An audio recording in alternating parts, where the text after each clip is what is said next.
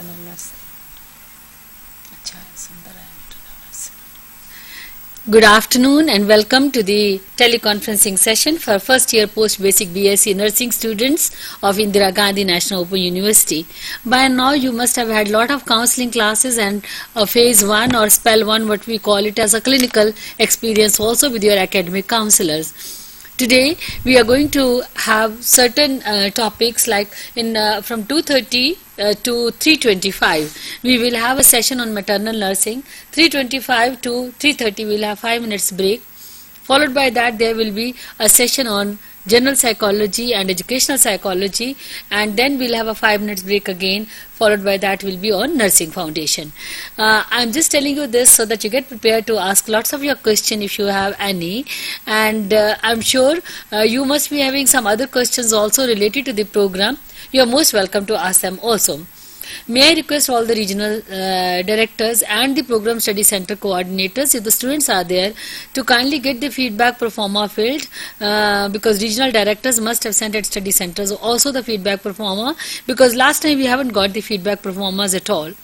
I would also request the regional directors and assistant regional directors to kindly see that the attendance of the student is sent to us by telephone or through the fax message, so that we are able to maintain a record of how many students have attended.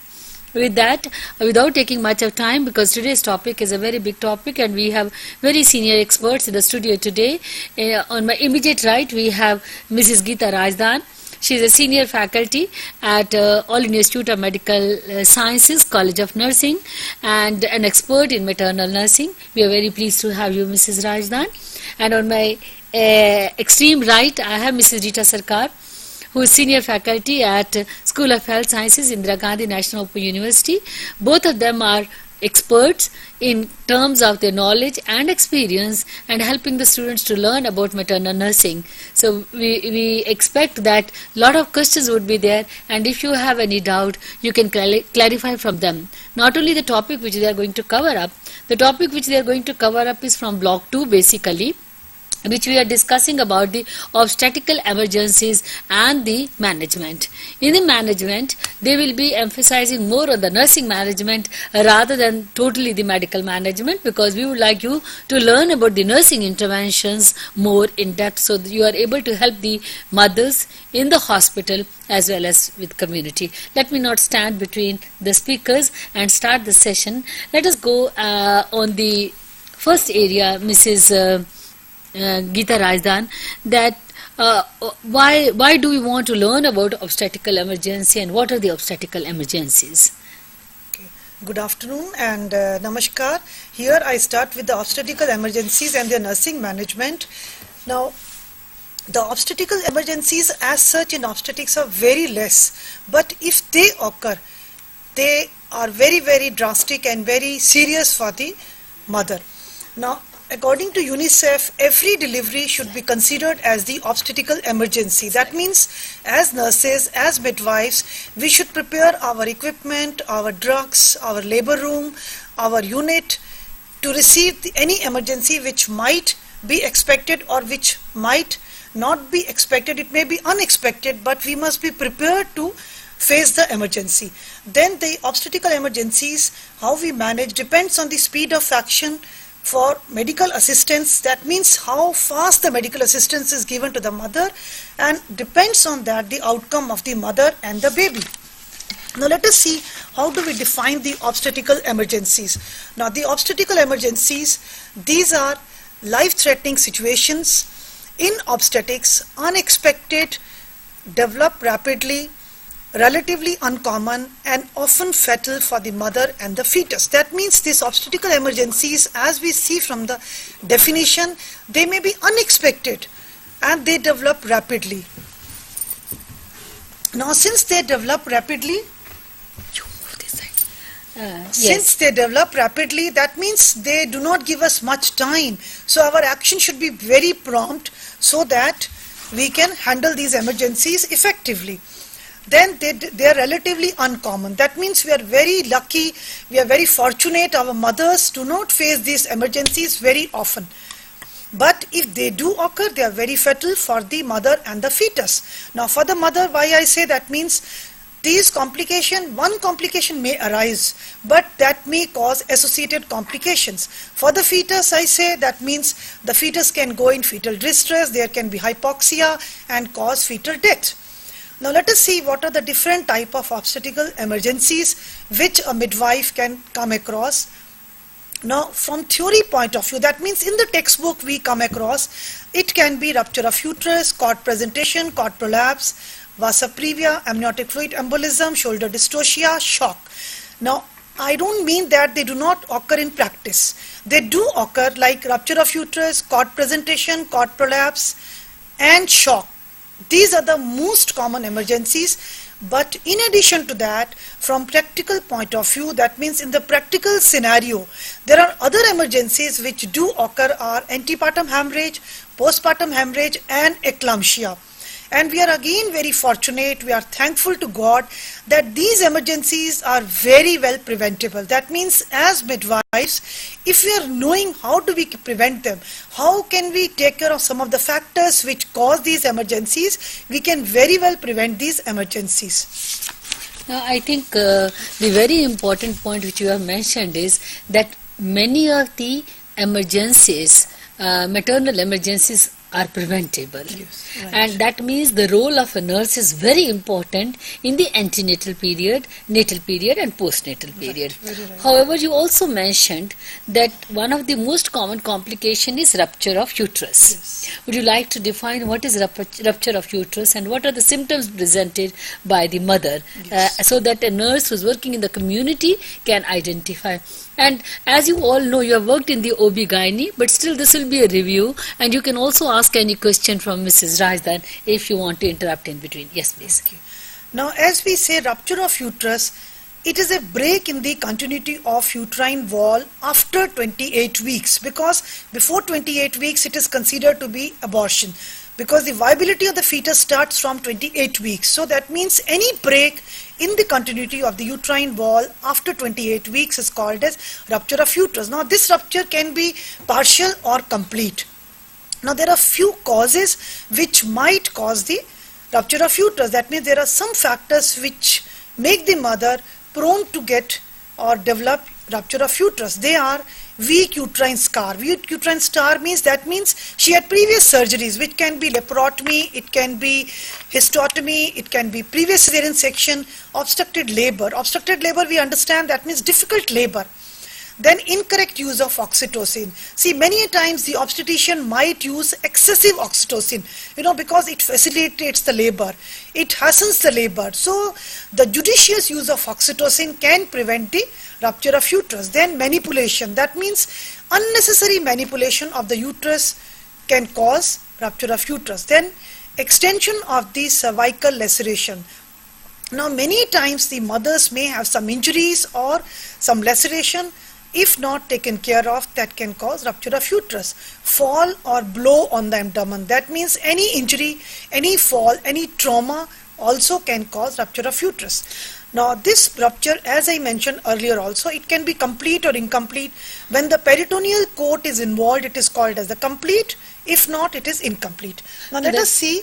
That is why I think TBAs are really given instructions by the public health nurse or by the ANM not to manipulate the uterus too much. Yes, very right. Especially, when the mother is in labor, they keep on saying that not to manipulate the uterus too much because of such a major and serious complication. So this is where, as public health nurse, when you're working in the community, have to remember that how important it is. The very sentence which Mrs. Rajdan said in the beginning, I want to re-quote it, that these complications are preventable, and it can be prevented if a proper instruction is given to the person who's conducting the delivery or even during the antenatal period. Yes. Right. Thank you. Okay, now let us see what are the signs and symptoms of rupture of uterus. Now severe lower abdominal pain, vomiting, suprapubic tenderness, rise in pulse rate, slight fresh bleeding PV. Also, you find that there will be uterus, a slight fresh bleeding as mentioned, contraction of the uterus will be positive. Yes, it will be present, but dilatation doesn't take place. That means there is no coordination between the uterine contraction and the dilatation. If the contractions are very good, the cervix should progressively dilate, which does not happen. Now, fetal tachycardia, scar rupture and shock. Now, as I mentioned these symptoms, as midwife, one cannot wait for these symptoms to occur. That means, like, if the mother has excessive uterine contraction, that means there is hypertonic uterine contraction, it is an indication this mother can go in rupture of uterus. So we should check the uterine contraction more frequently, do the recording and inform the doctor so that timely interventions can be taken. Now this scar rupture would only occur if the mother had a delivery earlier, or if there is a mother who has had the abdominal laparotomy. Is that right? Yes. Or it is only in the delivery earlier occurred and there is a scar, cesarean scar? No, these mothers have more predisposition, that means who have previous scar. Yes. They are a candidate whose possibility is increased because of the previous scar. Right. Because we know during the uterine contraction, the longitudinal muscle fiber are under maximum strain. Yes.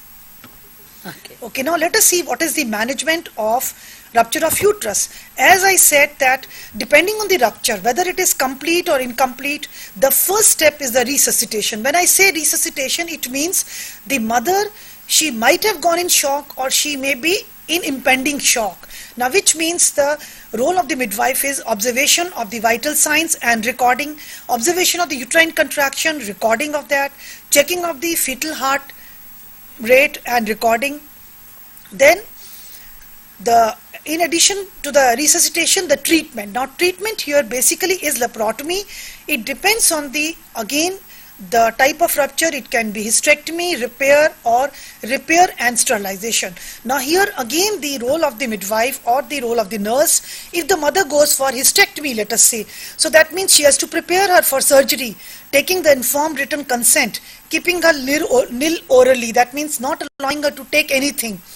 Then doing the part preparation, informing the relative.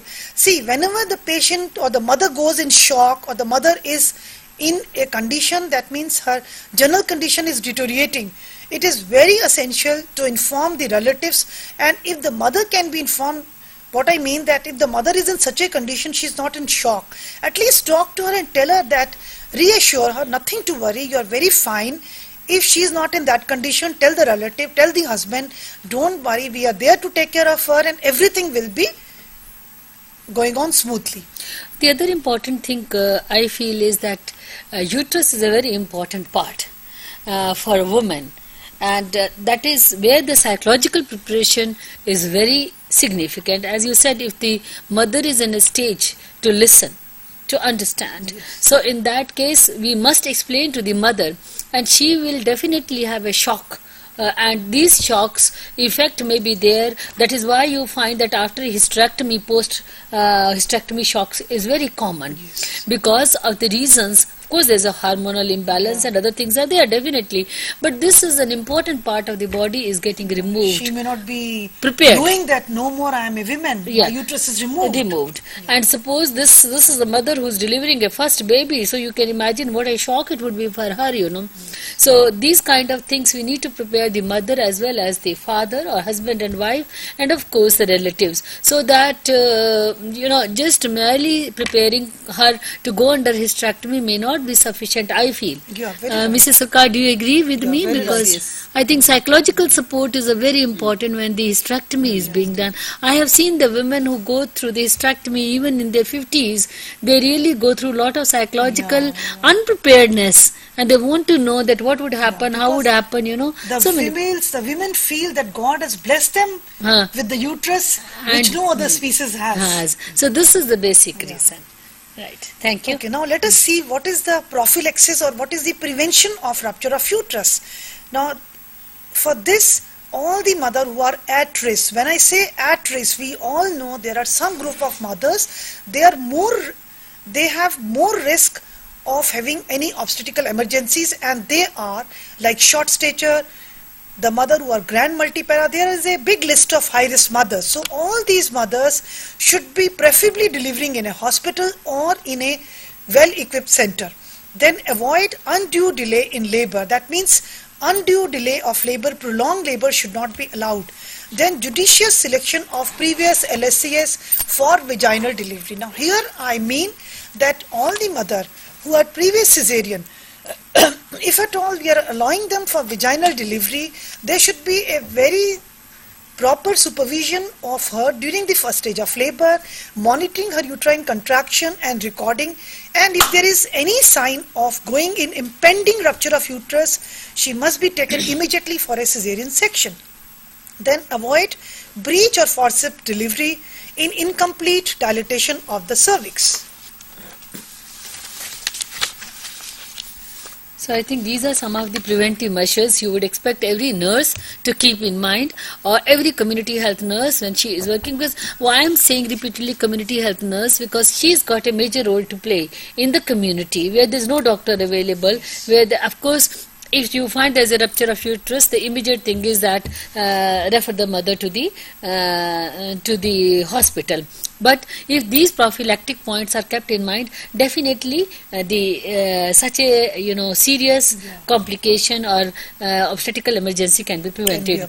You said another common. This is a very common thing: cord presentation and cord prolapse during the delivery. And cord presentation, sometimes you feel nothing serious is there, but I think it's one of the very serious emergency where the mother and the baby both are at risk. Mrs. Sarkar, would you like to tell us what is cord presentation and what are some of the causes of it? Yes, thank you, madam. As you said, cord presentation is very serious. It is also in obstetrical emergency. But before going to cord presentation, we must know that what is cord presentation and what is cord prolapse. Cord presentation is, if you see, all of you know, cord presentation is the condition when the umbilical cord lies in front of the presenting part. So either if it is vertex or breech, this is umbilical cord, it will lie in front of the presenting part. And how you will come to know, how you will diagnose that mother is having or baby is having cord prolapse or cord presentation. Cord prolapse is when the membrane is ruptured, then you will see cord will come out. This is cord prolapse, and in cord presentation membrane will be intact, and you can feel, when you do PB, you can feel the cord. This is difference between cord presentation and cord prolapse. But how you will come to know what are the causes of cord presentation or cord prolapse, especially multiparity, prematurity, and malpresentation, mainly malpresentation when it is breech presentation, and long cord, and polyhydramnios, multiple pregnancy. But as a midwife, when you will come to know cord prolapse is there, so it is very much emergency. Otherwise, fetal mortality and morbidity is very high in case of cord prolapse. So what you do as a midwife, first when you see, then you just take fetal heart sound, and baby will be having hypoxia. For that you give oxygen to the mother. So you give mask oxygen to the mother. Then you prepare the mother. Suppose if it is in first stage of labor, then what you do? You prepare the mother for the cesarean section. You then you see if fetus is alive. You must see if fetus is alive. So you send the mother for cesarean section and give IV drip. If baby is in second stage of labor, mother is in second stage of labor, you can feel the cephalic. If it is cephalic presentation, then you advise the mother for proper bearing down. So then you can give episiotomy. As a midwife, you give extensive episiotomy and do the low forceps or vacuum. So sometimes doctor also give vacuum and low forceps delivery. So you assist for that. Some hospitals, even I have seen midwife, they use the low forceps delivery. So this is regarding cord presentation and cord prolapse. But you have to do whatever is that you have to do very quickly. Sometimes before preparation for cesarean section, you can give the position. What position you will give? See the position, it is in your book. So they give knee chest position. See, this is knee chest position you give. So fetus is facing to the diaphragm. So fetus is not giving pressure to the cord. If fetus will give pressure to the cord, there may be the blood circulation will be disturbed. So give the mother knee chest position. So here also you can see tendon bark position. Here also knee is high, so that fetal head is not giving pressure to the cord, so that there will not be hypoxia. So when you see the cord outside, as a midwife, what you can do, you take sterile gauze and with normal saline, warm normal saline, you just soak it and put it on the cord, so that temperature will be regulated, there will not be any spasm, so that mother outside temperature is low and inside temperature high, so that fetus will get the proper blood, regulated blood inside. So as a midwife, so you must see everything. Then if baby is not alive, if baby is alive, then it's okay, you are doing first stage cesarean section, second stage forceps or vacuum or normal delivery. If you see that it is breech, then and then you have to send for the cesarean section. So if you see that fetal hypoxia is there, if baby is not alive, then and then you inform the obstetrician. So I think this is very important, Yes. that as a nurse you can really relieve the pressure, Yes. and also improve the blood circulation by just putting the mother into Trendelenburg position, or elevate the foot end or knee chest position, and start oxygen immediately, and it's a real emergency. And as you said, very simple point is that just put the normal saline dipped gauze piece, so that the temperature is maintained. Yes. And also there is some absorption of normal saline for the circulation, and you have to be very quick to inform to the obstetrician, and also as a obstetrical nurse or nurse working in the hospital or community, transfer the patient to the cesarean section or send the patient for surgery or prepare. So I think these are very important points, and this is what is very significant for a nurse to know. As a midwife, suppose it is happening in a community, Yeah. she should be always with the mother until she has to hand over the mother to primary health center or district hospital or any referral hospital. She has to present with the mother. She has to see the fetal condition. So fetal heart rate and all condition fetal. Throughout. Sometimes fetal may pass meconium also.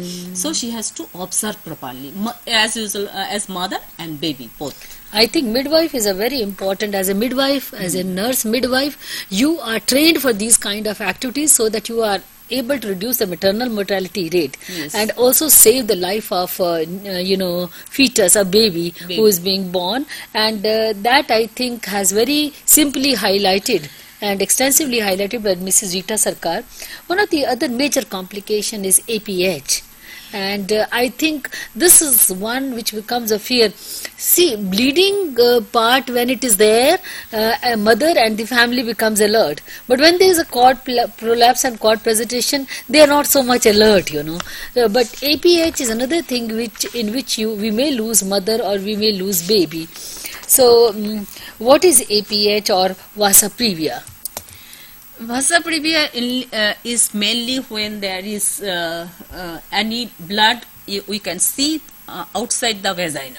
So when mother is having bleeding, either it is due to antepartum hemorrhage, either it is due to placenta previa, either any tear inside, so we can see. But when we see the blood, we may not think that mother is so serious. When we take fetal heart rate, then due to APH, due to APH or due to vasa previa, due to placenta previa, so there will be bradycardia.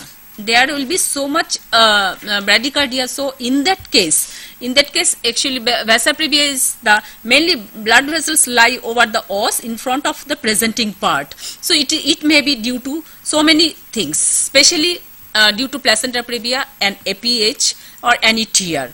Main role of midwife, when you see the blood is there, what you see, what you will do, then and then you think there is inside something is happening, I must see fetal condition, go and see the fetal condition, take the blood, fetal heart rate. When if fetal heart rate is abnormal, give oxygen to the mother, so and do whatever, and the treatment of shock, give the IV drip and inform the doctors, inform obstetrician, inform the pediatrician also if there is emergency cesarean. So main shock, I think shock of management of shock, Geeta will be dealing. So as a nurse, she has to just inform and she has to observe, and she will give the IV drip and oxygen to the mother. So this is, I think, very important. I mean, I was just thinking, these are very small little thing, but an observant midwife, yes, observant nurse midwife can really, bring a new life without causing much of the complication and reduce the maternal mortality yes, rate. This is major cause of maternal mortality in India especially. I think all of you know we have 400 maternal mortality out of 1 lakh deliveries. In other country, if we compare other country, they have 6 to 10 maternal mortality out of 1 lakh deliveries. If we think 400 one side, if we think their side 6 to 10 deliveries, then we really think that 400 mother is dying out of 1 lakh live birth. So how we will prevent? We have to prevent these all things. APH, though prevention is 50% and cure, then and then management of midwife's role 50%. You can save mother's life, you can save baby's life. So in that way, if all the midwife we are so efficient, so we can reduce the maternal mortality rate in India. And thank you so much. I think, and this course which you are reviewing it and you are going through it again to strengthen your knowledge and skills, I'm sure you will be able to practice better wherever you are working, whether you're working in the labor room, antenatal room or postnatal room, or you're working in the community. I'm sure you will be able to do more efficiently the things which we are reviewing. Now let's take another common problem. I do not know whether it is common or not, but amniotic fluid embolism could be very fatal. Now what is this amniotic fluid embolism, Mrs. Rajdar? Okay, amniotic fluid embolism, though it is not a common emergency, but if it occurs, it leads to death. So that means as nurse midwife, we have to be knowing what is amniotic fluid embolism, what action we are supposed to take if it occurs. So amniotic fluid embolism can be defined as amniotic fluid being forced into the maternal circulation. That means normally amniotic fluid doesn't come in contact with the maternal circulation. It may be because of postpartum hemorrhage, and generally amniotic fluid embolism occurs postnatally.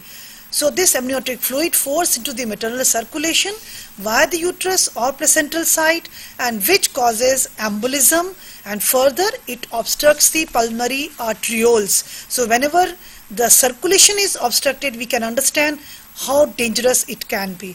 Now let us understand the pathophysiology, because the pathophysiology of amniotic fluid embolism is so complicated that the one system works and another system side by side, it causes lot of problems. So let us see what is it. Now the amniotic fluid, it is rich in thromboplastin, which blocks the pulmonary arteries, and as a result it triggers the complex coagulation, causing disseminated intravascular coagulation. That means there is coagulation taking place in the maternal circulation. Now this clotting defect causes consumption of coagulation factor. That means all the clotting factors are being consumed by the maternal circulation. Now further, the damage endothelial pulmonary arteries causes massive fibrinolytic activators, which excites the fibrinolytic system, converts the plasminogen to plasmin, and further causes the lysine of fibrinogen, factor 5 and factor 8. All these factors are responsible for the clotting. So that means finally in the pathophysiology, secondary fibrinolysis plus there is primary fibrinogen depletion, and that means as a result of this, the clinical features what we see are the bruising before delivery and prolonged bleeding. Now bruising here, it means even at the IV site, the woman given injection, she goes on bleeding. Now after delivery, the most common, there can be postpartum hemorrhage with contracted uterus, wound, that means the cesarean wound, there can be hematoma, or after normal delivery, vulval hematoma. Now in addition to that, some of you may have seen a patient with pulmonary embolism. So now let me tell you frankly, this amniotic fluid embolism is a very, very rare emergency. Frankly speaking, I have never seen in my life. My 25 years of experience, I have never come across this emergency. But to give you the picture, a mother will present as a patient with pulmonary embolism. So we manage the mother the same way as a patient with pulmonary embolism is managed. Now what is the management? The mother goes in collapse, the relatives are anxious, we must explain what and why of procedure. That means, see, everybody becomes so anxious. We will be starting IV, giving oxygen. Even the mother may need ventilator support. So the relatives are very anxious. What is happening? Suddenly she delivered.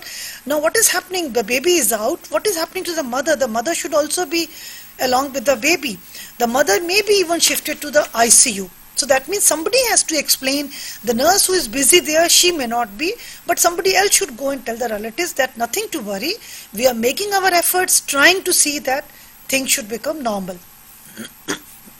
Then along with that, IV fluids will be required, volume expanders, blood transfusions, and not to forget, whatever is done, we must do recording side by side, and also observation of the mother. That means now at this stage, in acute shock, in acute emergency, we must do the recording and observation of the pulse, BP, respiration every 5 minutes to 15 minutes. Now if at all the fetus is not delivered, again the stabilization of the mother. That means the first principle is manage the mother, stabilize her general condition, and then we take the steps to expedite the delivery. That means we try to make the steps to hasten the delivery. The other common problem is shoulder dystocia. Now shoulder dystocia is really very scary because I have seen in the clinical area myself, the fetal head is out and you cannot deliver the shoulders. Yes. And you get so worried, what's happening? Why can't I conduct the delivery? And the mother is not understanding why the delivery is taking so long. So I think that becomes an emergency. Yes. What actually happens in shoulder dystocia, Mrs. Sarkar? Yes, madam, you have told that it is really emergency and mother is so anxious. Yes. When mother is anxious because the head is delivered and shoulder is, mother cannot deliver the baby. So what will happen? I'll just show the in LOA. This is actually happening in cephalic presentation. In LOA, mother delivered the baby, and in that case, after delivery of the baby, the shoulder has to rotate, and it should come to either in left or right, LOA, ROA. It should come to the left, to the anterior posterior diameter. But in that case, it does not rotate. So what will happen? Mother delivered the baby, you can see head, but head will recede back, head will come up, recede back, means it will come up. When it will come up, so actually in that normally head will come out, then shoulder will deliver, but in that case head you can see, but head will come up like that it will come up, so in that case anterior shoulder is under the symphysis pubis in LOA, and posterior shoulder is under the sacral promontory. It is the shoulder arrest like, but shoulder is not moving. As a midwife, what you do when you see it is really emergency, and mother especially think mother psychology. She will think what happened. Sometimes she may not bear down, she may ask what happened. So you tell the mother, you reassure the mother, so then you give pressure to the back of the fetus. From up you give pressure to the back of the fetus, so that it will rotate, and give pressure, suprapubic pressure, then it helps for rotation, then it may rotate. it may rotate, it will come to the epidiameter, and otherwise if it will not rotate, then put pressure, this two hand, because you need two midwife, so put pressure here up and do and rotate like this, so after that when this shoulder will come to epidiameter, then automatically shoulder will be born. But in this case, shoulder dystocia, posterior shoulder to be born first. In normal delivery, normal delivery, you anterior shoulder to be born first, but in shoulder dystocia, you posterior shoulder to be born first, then anterior shoulder, then lateral flexion of the body, and baby will deliver. In this case, you must be, though it is not very common, madam, actually you have seen, I have not seen. I have seen this I have not condition. seen. I can just, because I have seen so many deliveries, but in that case, you then and then you, before giving pressure, you just call pediatrician, so that pediatrician can look after the baby soon after the delivery. So though it is not very much common, but it is there mainly, it is due to diabetes mother, maybe baby is large, maybe mother is having less uterine contraction, or prolonged labor, or big size of the baby, or diabetes of the mother, or mother is above 35 years of age. In that case, it may happen, though it is not common, but it is this emergency is very much you have to, as a midwife, especially as a midwife, you have to handle it, because there will not be, no one will be available. You must then and then you call one midwife, you please give suprapubic pressure or give the back pressure, so that I will deliver the baby. So in that case, as a midwife, she has to manage. Yes, I think this is important for you, that though both the experts have mentioned that these are rare problems like embolism as well as shoulder dystocia, but it is still important that if you come across a rarest of rare problem, you should be able to identify why the problem has occurred and how, as a midwife, you can help the mother to deliver the normal baby without going through lot of trauma. The very common problem which both of you had been mentioning is shock. Now, shock can be of different kind, but in case of mother, it will be mostly due to bleeding. Yes. It can be antepartum hemorrhage or it can be postpartum hemorrhage. Mrs. Geeta Rajan, would you like to highlight that what happens, what are the other ways of shock which can occur in a mother who is delivering a baby, and what will be some of the signs and symptoms presented by the mother? Yes. Now, shock normally in obstetrics can be because of antepartum hemorrhage or postpartum hemorrhage. Now let us understand, or let us review when we say shock. Shock is a state of circulatory inadequacy with poor tissue perfusion resulting in generalized hypoxia. Now because of the poor tissue perfusion, that means the blood supply to the cells is reduced and there will be lack of oxygenation. Now the types of shock normally are hypovolemic shock, septic shock, cardiogenic, neurogenic. But in obstetrics, since we are talking of obstetrical emergencies, hypovolemic shock in generally is most common, and in that also it is because of hemorrhage, that means bleeding. So that means postpartum hemorrhage is the most common cause of hypovolemic shock, and the clinical features of shock depends on the basic etiological factor and consequently the sequelae of pathological changes. That means because of shock, what are the further changes taking place in the body of the women will depend the outcome or the prognosis of the mother. So the sequelae of pathological changes occurring in the microvascular unit. Now let us see. Before you go into the PPH, let me ask the regional directors, please give us the attendance of the students. We haven't heard anything about how many students are attending today's teleconference. Whether there are any students or not, do let us know, because we have not heard past 40 minutes from any of the regional centers. And also, if the students have any question, kindly facilitate them to ring up to the studio or send a fax if you are not able to get contact. May I request the producer to kindly roll down the number once more, just to remind to the students, if some of you are watching somewhere else and you don't have the telephone number, kindly note the number and you can call us. These are toll-free costs, so you can always call us from whichever phone you are sitting on. May I request once more the regional directors, please give us the attendance of the students. Thank you. Yes, Mrs. Geeta Raidan, you were talking about the most common cause of shock is postpartum hemorrhage. Yes, please continue. Okay. Now, postpartum hemorrhage, as the word says, that means it is after the delivery. The word postpartum is after the delivery, any bleeding which occurs either from the genital tract or into the genital tract, which alters the hemodynamic of the mother. Now, when I say hemodynamic, it means the bleeding may be just 50 ml, but if she is anemic, this bleeding can also cause postpartum hemorrhage. Her hemoglobin is 6 gram, but in a mother who has bled even 500 ml, if her hemoglobin is well maintained, if her health status is well maintained, she may not go in postpartum hemorrhage. So that means checking or observation of the mother's BP immediately after delivery, pulse and her general condition is very, very essential. Now there are some causes of postpartum hemorrhage: atonic, traumatic, mixed and blood disorder. Now atonic is 80%, the cause of PPH is atonic. Now in the clinical setup, in the hospital situation, what we have come across, the atonic PPH can be because of polyhydramnias, multiple pregnancy, grand multipara, overstretching of the uterus, because of the fibroid, any growth in the uterus. So that is why it accounts more of the cause of PPH.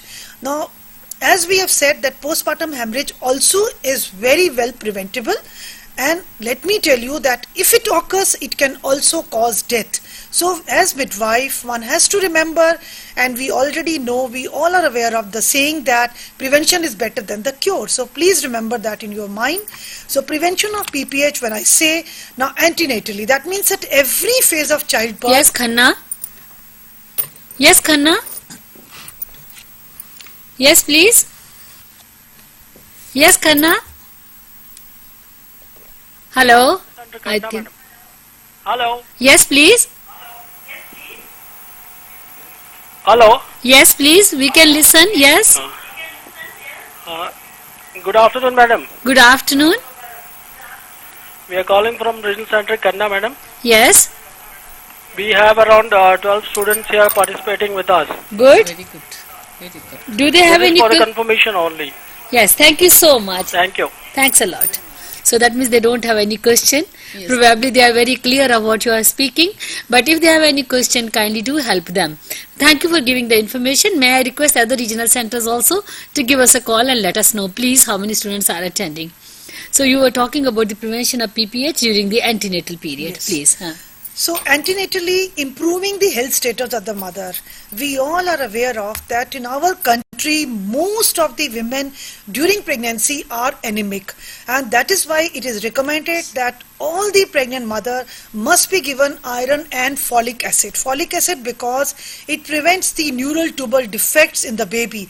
So that means all the mothers, whether you come across in your neighbor, in the hospital, in community, amongst your hospital setup, anywhere, we must tell them they must take iron rich diet, they must take iron folic acid, and also improve the general health of the mother, which will prevent the postpartum hemorrhage.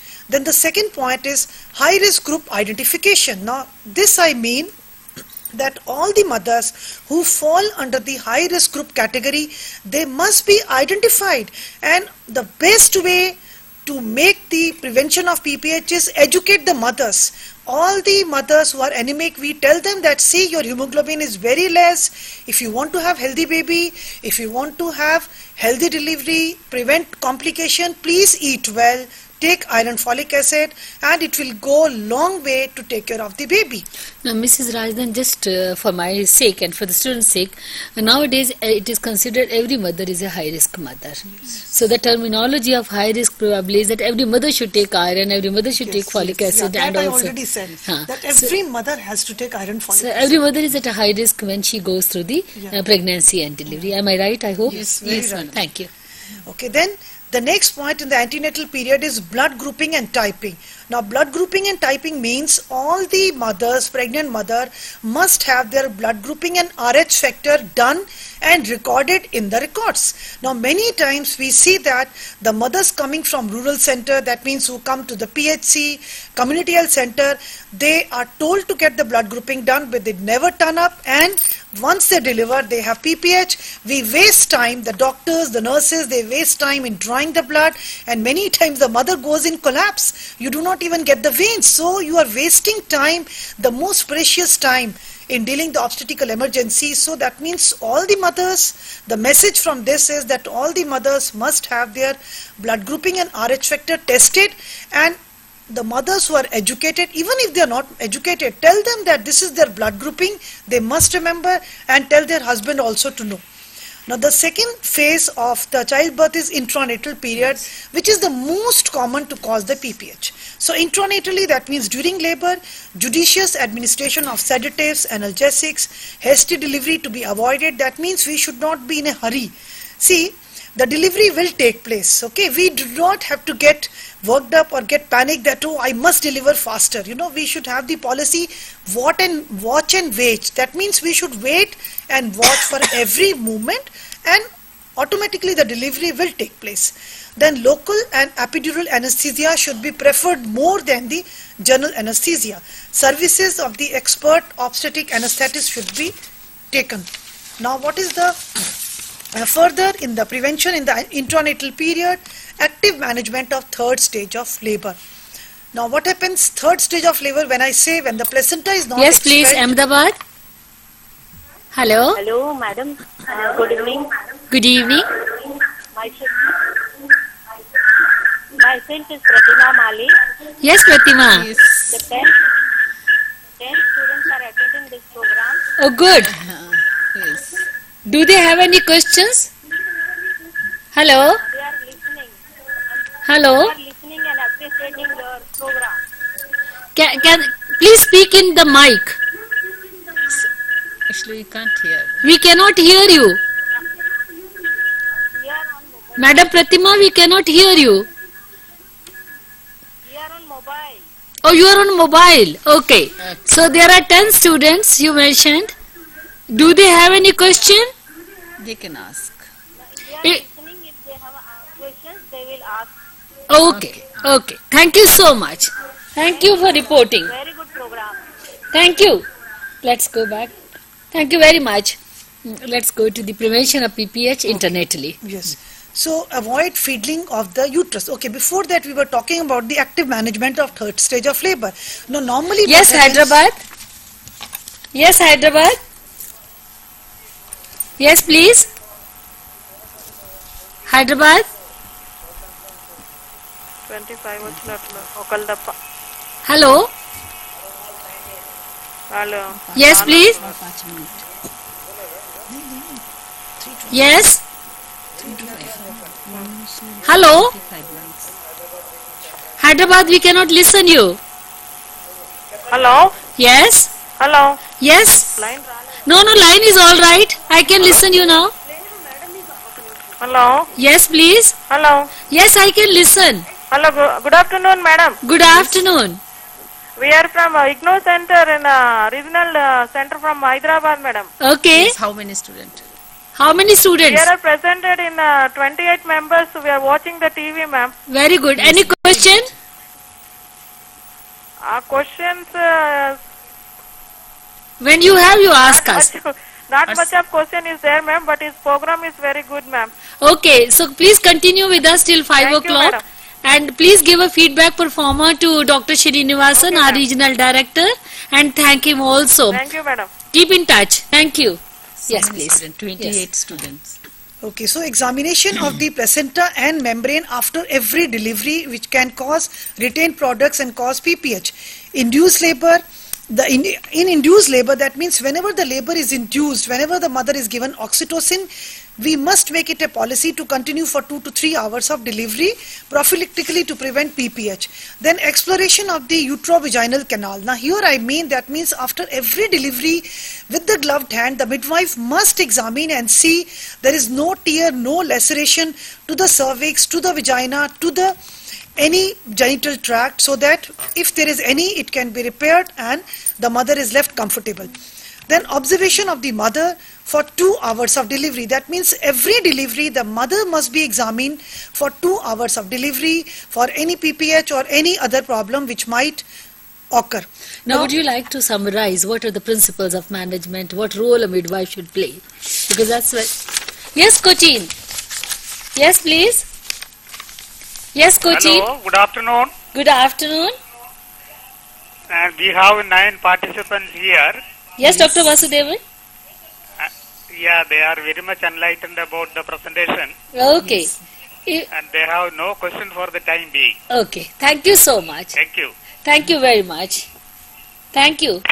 Yes. What are the principles of management, please? Okay, there are some principles as midwife we have to remember and keep in mind. That is timely recognition and initiate emergency measures before the medical assistant arrives. As Mrs. Sarkar has mentioned that in cord prolapse, if you are giving the proper position to the mother, raising her foot and giving her knee chest position, tenderbook position, all these things can relieve the pressure on the cord and prevent the fetal distress. Then remain alert and prompt action. That means one should not get panic and get upset. You remain alert and take the actions promptly. Now, physiological and psychological need of the mother must be taken care of at every step. The basic life support whenever required should be given. Proper and pertinent record to be maintained. Now, we have to remember even in emergency that all these things sometimes may require some legal implications. So whatever records are maintained, they should be legible, they should be complete, and instantly, that means side by side the recording has to go.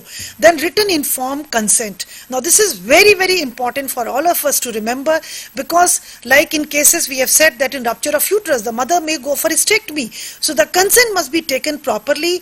Written, that means documented. Informed means the mother must be told that your uterus is removed, her husband should be told, and then black and white the consent should be kept in the records. Then accompanying the mother to the referral center if possible, as Mrs. Sarkar also said that if possible. See, every time it may not be possible that you go with the mother.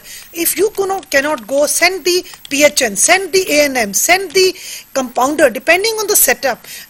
At least send some relative. If the mother is on IV fluid, the mother is getting oxygen, teach them that the mother should be getting oxygen and IV fluid till the time she reaches to the referral center. I think that really highlights that how important it is to manage the obstetrical emergencies. Remember, every mother, whether she is delivering a first baby or second baby, is going through an experience which is different with each baby. Please remember that a mother who becomes mother first time is a mother for first baby. When she becomes a mother for second baby, she is a mother for second child. That's very right. But this we should not forget, because we think, as nurses you may think, as obstetrician also think, that now that she has delivered first baby, she should be knowing how to bear down, she should be knowing how to manage the problems, she should have seen that she comes for antenatal checkup, right?